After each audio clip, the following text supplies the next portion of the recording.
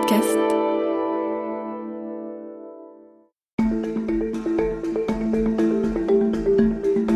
25 ans qu'il est à la tête de la Russie. Oui, Vladimir Poutine est au pouvoir depuis un quart de siècle déjà, et certainement encore pour quelques années. Pourtant, il semble toujours aussi imprévisible. Alors que la guerre en Ukraine dure maintenant depuis plus de 3 ans, alors que l'ordre mondial est en plein bouleversement, une question reste en suspens. Que veut Vladimir Poutine ? Qu'a-t-il derrière la tête ? Et surtout, jusqu'où ira-t-il ? Vladimir Poutine, on en parle avec vous. Claude Blanche-Maison, bonjour. Bonjour. Merci d'être avec nous. Vous êtes ancien ambassadeur de France à Moscou et auteur, entre autres, de Vivre avec Poutine aux éditions Temporis. Et bonjour Antoine Wittkin. Bonjour. Journaliste, réalisateur de nombreux documentaires, dont La vengeance de Poutine, que je recommande fortement. Vous qui l'avez étudié sous toutes ses coutures, est-ce que Vladimir Poutine vous surprend encore ? Est-ce qu'il est toujours aussi imprévisible à vos yeux, ou plus du tout ?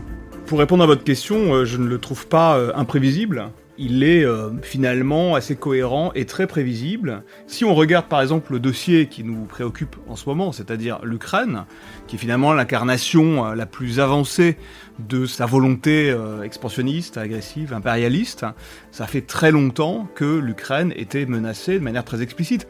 Poutine n'a eu de cesse d'être de plus en plus agressif. Ça a commencé par la Tchétchénie, la Géorgie. Donc il est pas si imprévisible. Il est cohérent, dangereusement cohérent, mais cohérent. Poutine pas si imprévisible que ça. On va développer tout ça avec vous dans quelques minutes. Mais on commence, comme chaque semaine, par un récit en archive. Et puis on se retrouve juste après. Je m'appelle Théophile Cossa et vous écoutez Le Temps de l'Actu, un podcast de l'INA et de l'Université Panthéon-Assas. C'est parti. Qu'est-ce que c'est que ce problème ? Il y a un sujet un petit peu complexe pour le débattre en 2 minutes. Enfin, pardon, on n'est pas à l'université. Enfin, je veux dire, excusez-moi. Et le monsieur, qu'est-ce qu'il en pense ? The yes needs a no to win. Again the no. Réfléchissez bien. Et surtout, faites réfléchir autour de vous. Et j'attendais, je ne vous le cache pas, ce moment avec un peu d'impatience. Le temps de l'actu. Qui est et comment fonctionne Vladimir Poutine ? Pour le comprendre, retour en août 1999. Cette année-là, le monde découvre un nouveau visage, jusqu'ici totalement inconnu, le nouveau Premier ministre de la Russie. Vladimir Poutine était chef du FSB, les services secrets héritiers du KGB. Il est désormais le nouveau Premier ministre russe, pressenti par le président et mieux encore, candidat désigné à la succession de Boris Yeltsin. Dans une allocution télévisée, le président russe a clairement désigné Vladimir Poutine comme son dauphin, engageant les Russes à voter pour lui lors des élections présidentielles de l'été 2000. Et la prophétie va même se réaliser plus vite que prévu. 5 mois plus tard, le président Eltsine démissionne, laissant le champ libre à Poutine. Écoutez son portrait fait à l'époque par France 3. On est en décembre 99. L'ascension est fulgurante, mais il fallait encore donner à cet homme gris une carrure de président. La communication du Kremlin s'en occupe, le public russe découvre un Premier ministre ceinture noire sur tatami ou encore pilote occasionnel. À défaut de programme, il s'offre une guerre en Tchétchénie. Succès militaire, fierté russe retrouvée, l'opération tchétchène fonctionne, le KGBiste devient un héros national. Aujourd'hui, Vladimir Poutine est archi-favori pour la prochaine élection présidentielle prévue le 26 mars. Effectivement, cette année-là, Poutine mate les insurrections dans la République indépendantiste tchétchène. Le conflit est d'une rare violence, considéré par certains observateurs comme un génocide. Poutine se dévoile alors comme un chef de guerre impitoyable. Nous poursuivrons les terroristes partout. À l'aéroport, s'ils sont à l'aéroport. Et excusez-moi, s'ils sont aux toilettes, on ira les buter dans les chiottes. La Tchétchénie sera finalement réintégrée à la Fédération de Russie. Vladimir Poutine, 47 ans, est élu dès le premier tour aux élections présidentielles de mars 2000. Et il attire à l'époque, il faut le noter, la curiosité des chefs d'État occidentaux. Malgré le conflit tchétchène, Vladimir Poutine a plutôt la cote au début de son premier mandat. Tony Blair, Bill Clinton ou encore Jacques Chirac lui rendent visite. Il est libéral, il soutient les US après les attentats de 2001, il envisage même des rapprochements avec l'Union européenne. Bref, la guerre froide semble finie pour de bon. Pourtant, assez vite, plusieurs signaux viennent laisser planer quelques doutes, comme cette interview accordée à France 3 en 2005. Écoutez. Le fait que l'OTAN exerce une grande influence sur l'Ukraine et la Géorgie ne nous indispose pas. En revanche, tout élargissement de l'OTAN n'améliorerait pas la sécurité du monde. S'il devait y avoir une présence militaire de l'OTAN en Ukraine, je n'y maintiendrais plus nos technologies de pointe et nos armements sensibles. L'Ukraine pourrait alors avoir des problèmes, je le dis franchement. Sous-titre, Vladimir Poutine n'est pas contre l'OTAN, mais pas pour non plus. Surtout pas proche de ses frontières et dans les États de l'ex-URSS. Et puis il y a ce discours à la conférence de Munich en 2007 qui donne le ton. Je cite « Il me semble évident que l'élargissement de l'OTAN n'a rien à voir avec la modernisation de l'Alliance ni avec la sécurité en Europe. Au contraire, c'est une provocation qui sape la confiance mutuelle et nous pouvons légitimement nous demander contre qui cet élargissement est dirigé. » Très vite, les rancœurs et les réflexes du temps de la guerre froide vont refaire surface. Août 2008, cette fois c'est en Géorgie que Poutine montre les muscles lorsqu'il envahit l'Ossétie du Sud. C'est bien une guerre qui semble s'être engagée ce soir entre la Géorgie et la Russie autour de l'Ossétie du Sud. Bombardements et mouvements de chars ont été observés dans cette région du Caucase, régulièrement agitée par des tensions séparatistes. Comme un avant-goût de l'invasion de la Crimée en 2014.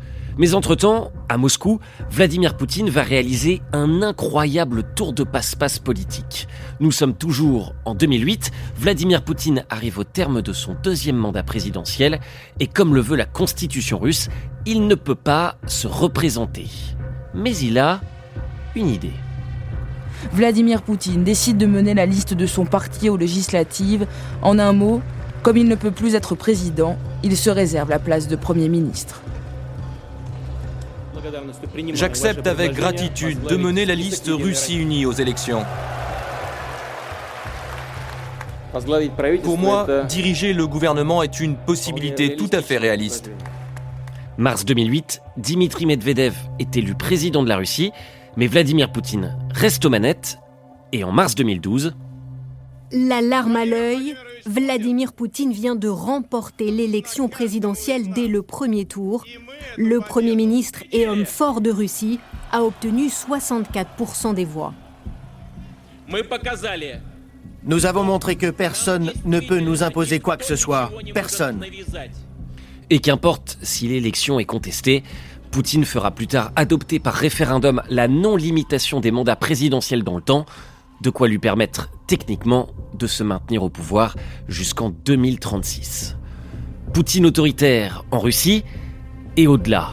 En février 2014, un vent de contestation populaire souffle sur l'Ukraine. Le président pro-russe Viktor Yanukovych est destitué par le Parlement. En réponse, Moscou déclare le nouveau président ukrainien illégitime et en profite pour envoyer des troupes en Crimée, cette région ukrainienne frontalière de la Russie. Vladimir Poutine annonce officiellement son annexion le 18 mars 2014.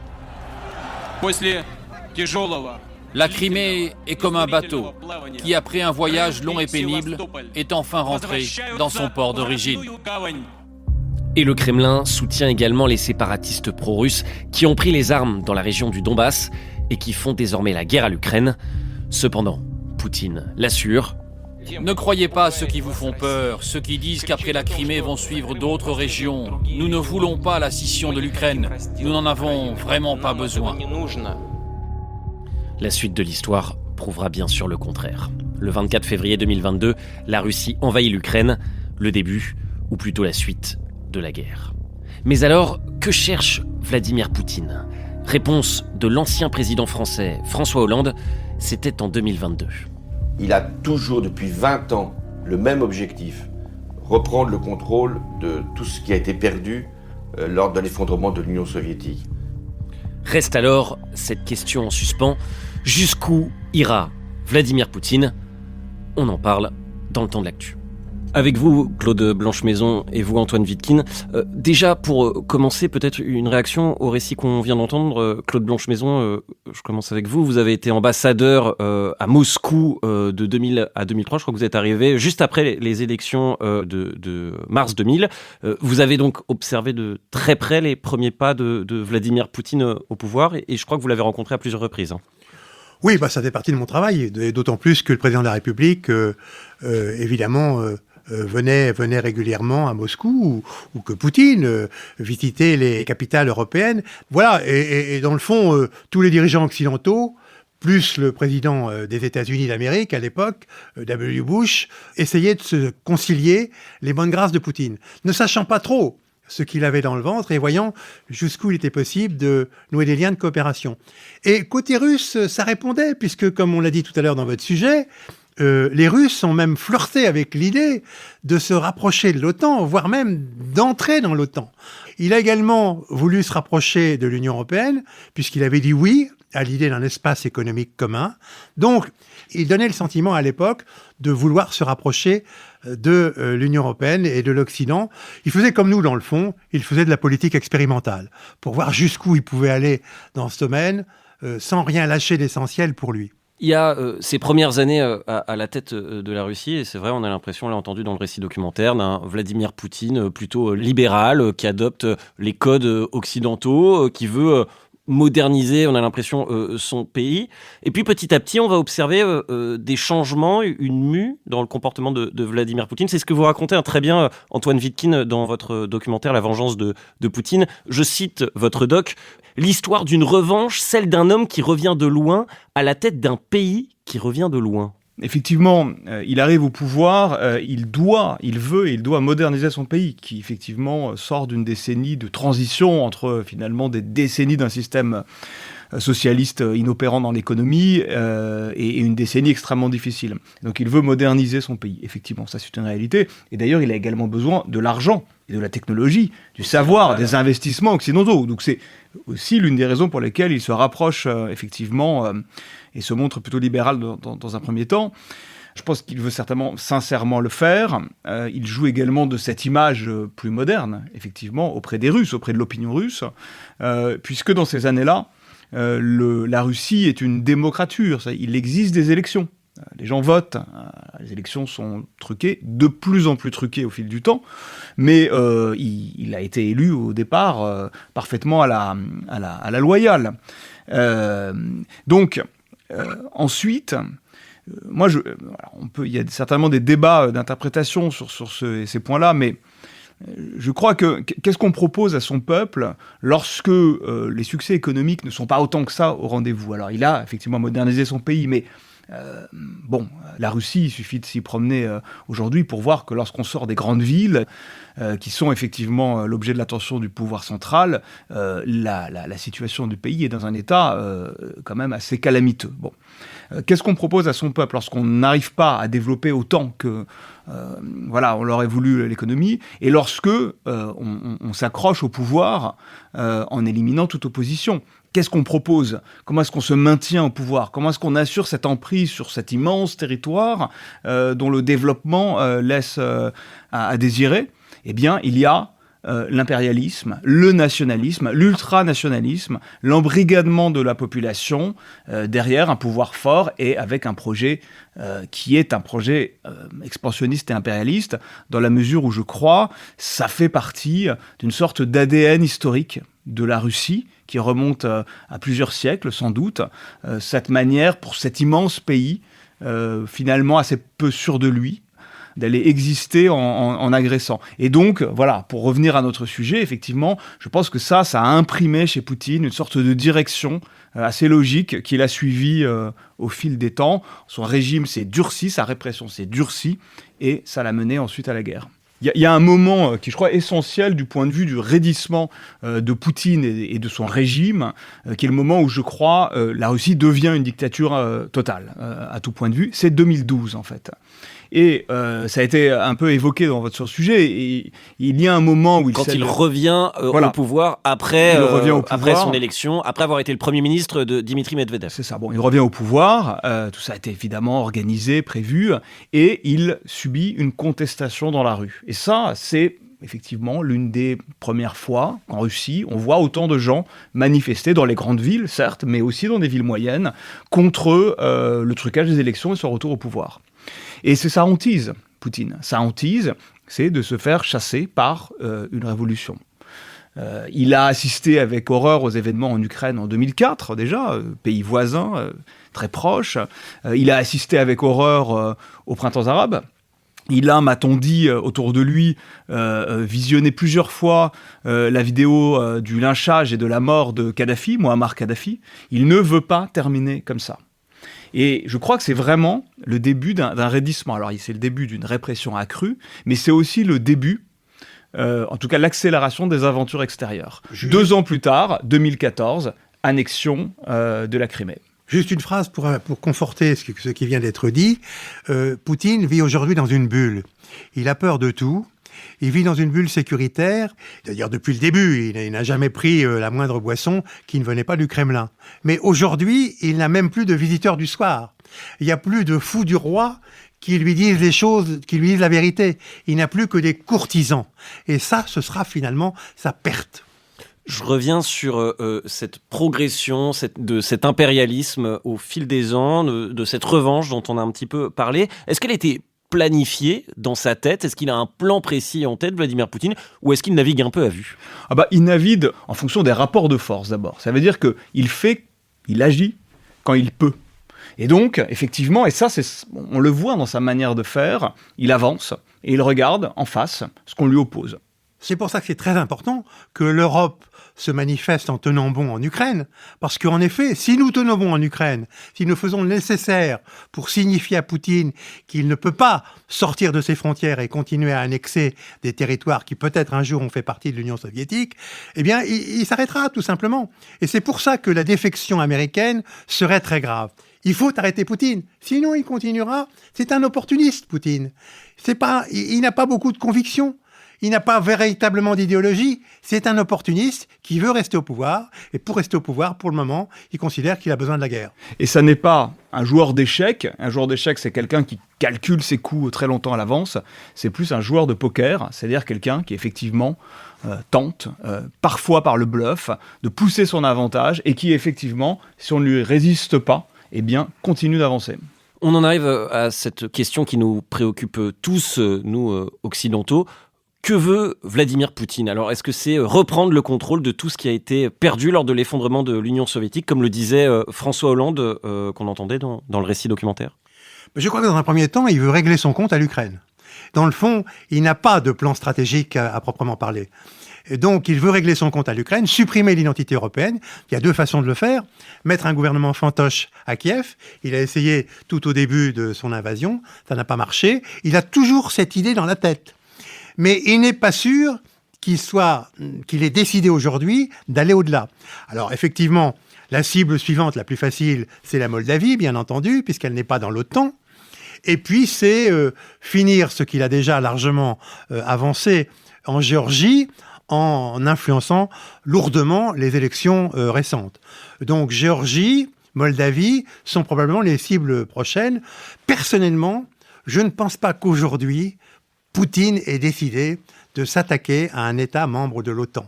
Donc, par exemple, un des pays baltes. Alors, ce qu'il peut faire cependant dans un pays balte, c'est utiliser les minorités russophones, qui dans certains des 3 pays baltes sont importantes, pour déstabiliser le gouvernement du pays concerné. Mais pas par des moyens militaires, par des moyens politiques internes à ces pays. Et ça, il faut effectivement y faire très attention, car il peut le faire à tout moment. Ce qu'il faut comprendre, c'est qu'avec Poutine, on n'est pas dans des chars qui franchissent une frontière ou la paix.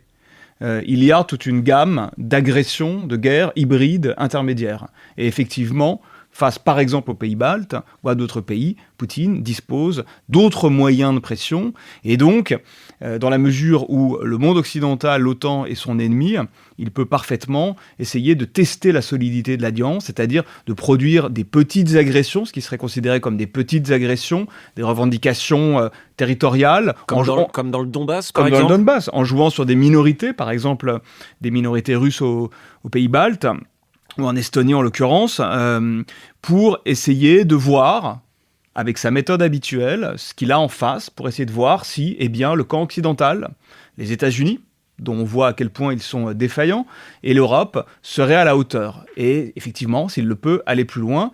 Je crois que c'est ça la méthode Poutine, et c'est pour ça qu'il faut bien expliquer aux gens qu'on n'est pas face aujourd'hui à un risque de guerre immédiat.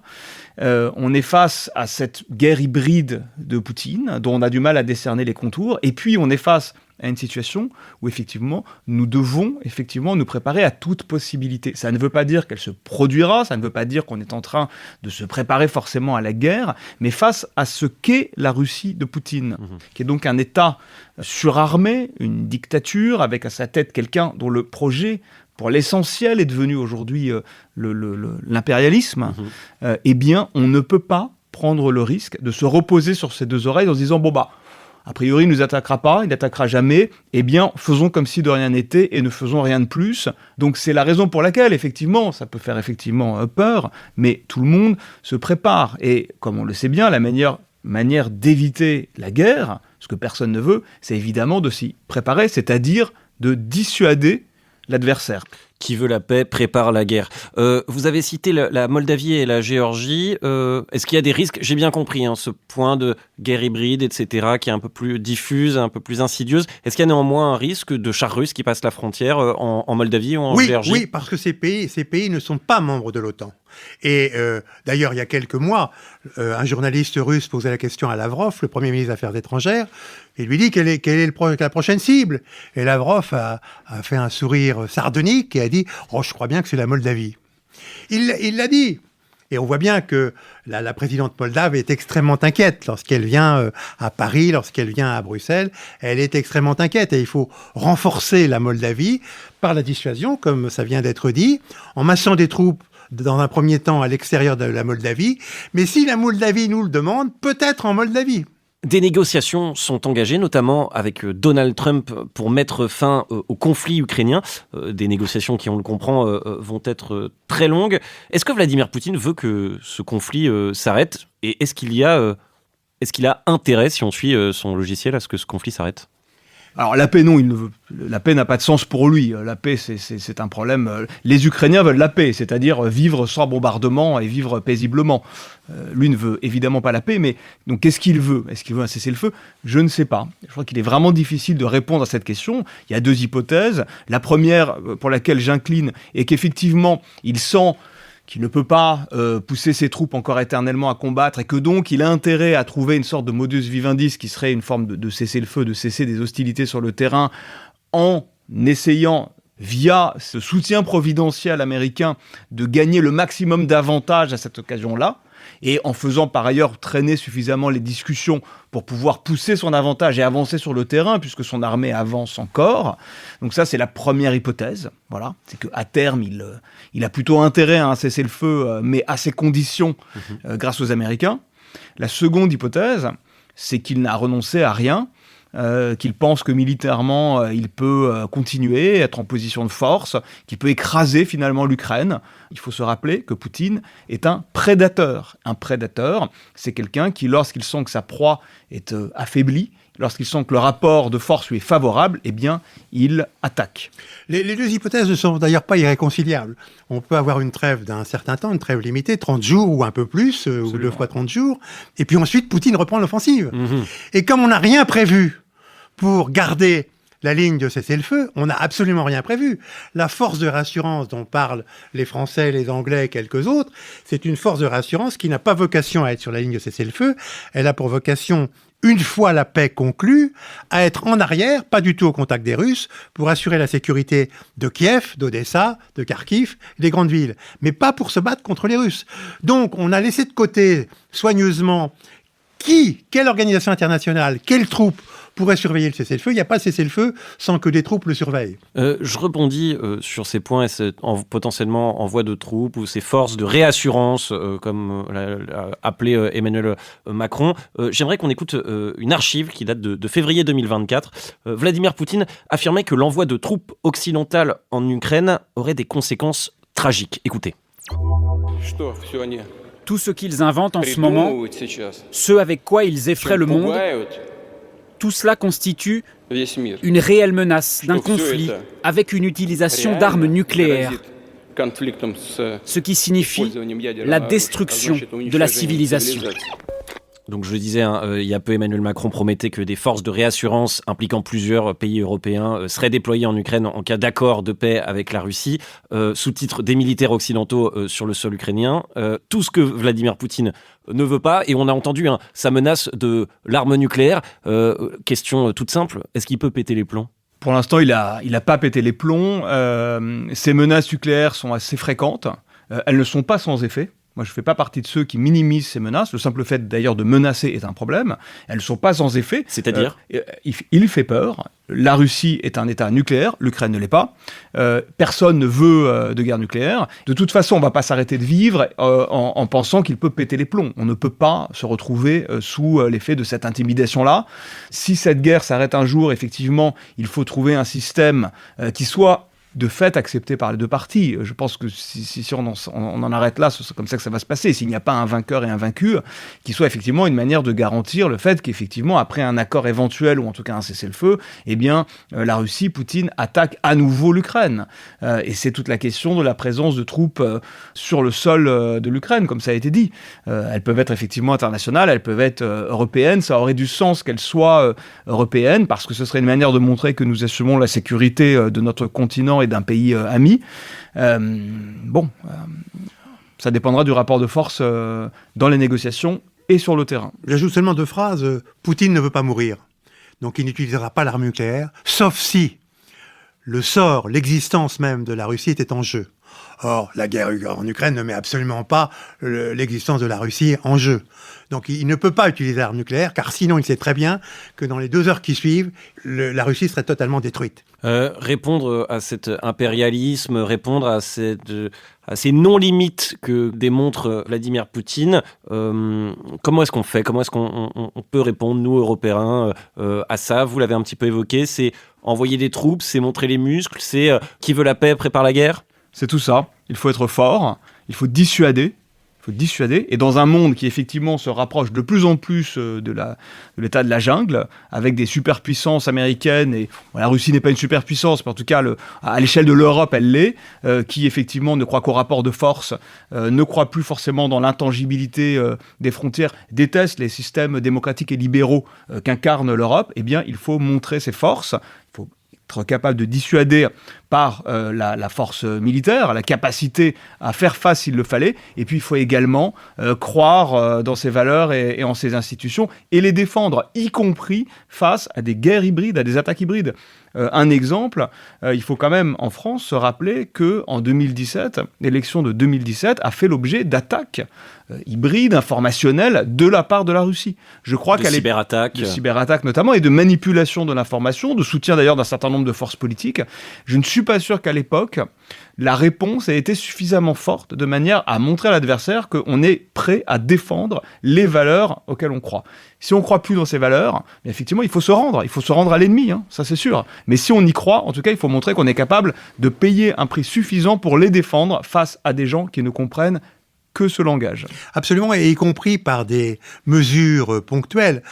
Par exemple, on dit que pour ce qui est de la France, lorsqu'il y a une cyberattaque sur un objectif français, notamment lorsque c'est un objectif gouvernemental, eh bien, dans les 2 jours qui suivent, on ne dit rien, mais on réplique sur un objectif russe, c'est-à-dire qu'on détruit un objectif stratégique russe par le même moyen de la cyberattaque. Et on ne dit rien, on ne fait pas de communiqué. Et c'est comme ça qu'il faut pratiquer, parce que ça, ce langage-là, les Russes le comprennent. Dent pour dent, œil pour œil. Donc si je comprends bien, en guise de conclusion, on est en train de rentrer dans une nouvelle guerre froide. Pour les Russes, elle n'a jamais cessé. Qu'est-ce qu'elle a de différent, cette nouvelle guerre froide, par rapport à la précédente ?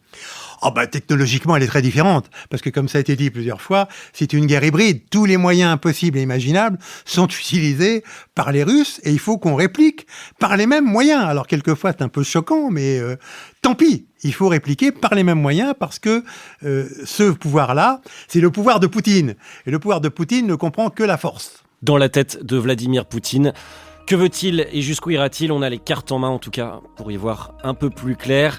et c'est pas très rassurant. Merci d'avoir été avec nous, Claude Blanche-Maison, ancien ambassadeur de France à Moscou, et merci Antoine Wilkin, journaliste et réalisateur. Merci beaucoup de nous avoir éclairés. C'était Le Temps de l'Actu, un podcast de l'INA et de l'Université Panthéon-Assas. Si ce podcast vous plaît, n'hésitez pas à vous abonner, mettre des étoiles, des commentaires et à en parler autour de vous. Et moi je vous dis salut et à très vite.